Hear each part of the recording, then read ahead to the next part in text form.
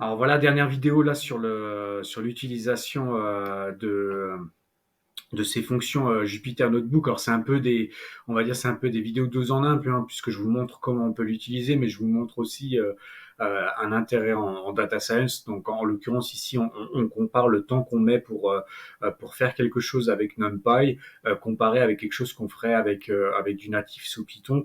Donc là, ce que je vais faire, c'est que je vais faire deux choses. Je vais faire une première chose ici avec NumPy. Je vais lui demander de me générer un array avec des nombres entiers de 0 à 100, avec 50 valeurs. Donc ça, c'est la première chose qu'il va faire. Et ensuite, la deuxième chose qu'il va faire, je vais appeler une méthode sort pour la trier.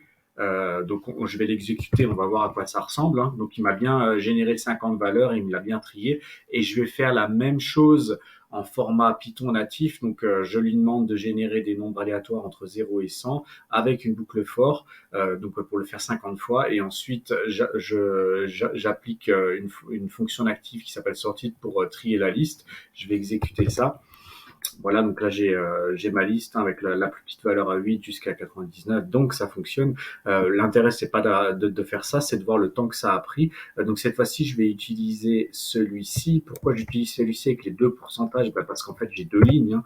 Donc je vous ai expliqué que si vous testez sur une seule ligne, vous pouvez vous utilisez avec un alias avec un seul pourcentage, et si vous avez plusieurs lignes dans votre cellule, et ben vous utilisez le time hit avec les deux pourcentages. Donc je vais les mettre là, et je vais le mettre là, et donc je vais exécuter pour voir combien de temps ça prend avec NumPy.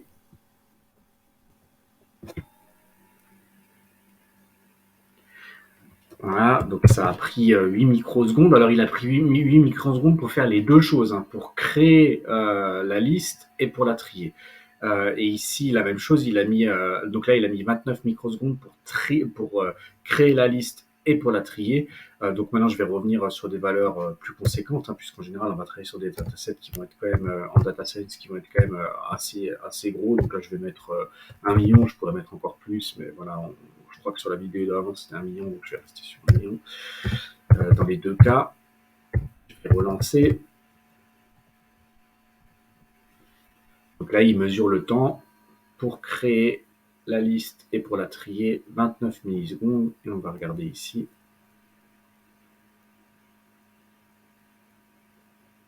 600 millisecondes, donc vous voyez un peu le delta qui est entre les deux.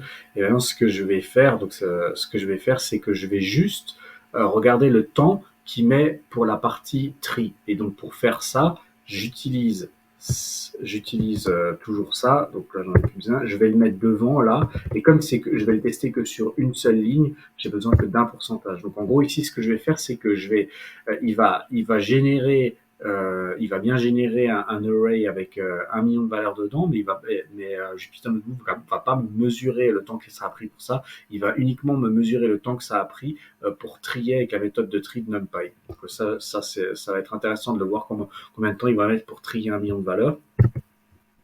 Enfin, ce qui va être intéressant, c'est de le comparer avec. Donc, il a mis 22 millisecondes pour le faire.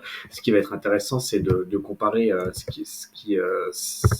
ce qu'on peut faire avec NumPy et ce qu'on peut faire en natif sous Python.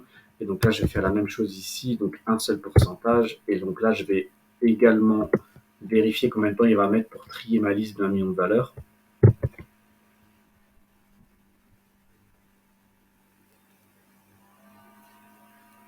68 millisecondes, donc il y a un écart, hein, donc NumPy est toujours plus rapide, mais on n'est plus sur les deltas énormes qu'on avait juste avant. La raison, elle est simple en fait, hein, c'est que ce qui prend du temps sur Python, c'est la boucle for qui est extrêmement lente. Mais ce que je voulais vous montrer, c'est même en appliquant des méthodes sous NumPy, et comme Pandas, la sous-couche de Pandas, c'est du NumPy, ça revient plus ou moins au même. On pourra aussi faire des essais en comparant NumPy et Pandas, hein.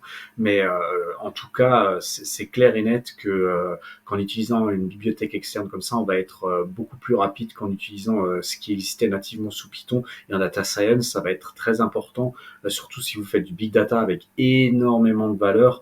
À ce moment-là, vous aurez franchement pas le choix de partir sur des bibliothèques spécialisées pour la data science, parce qu'ils seront beaucoup plus rapides. Et là, avec ça, on va même peut-être avoir des problèmes de plantage, hein, carrément.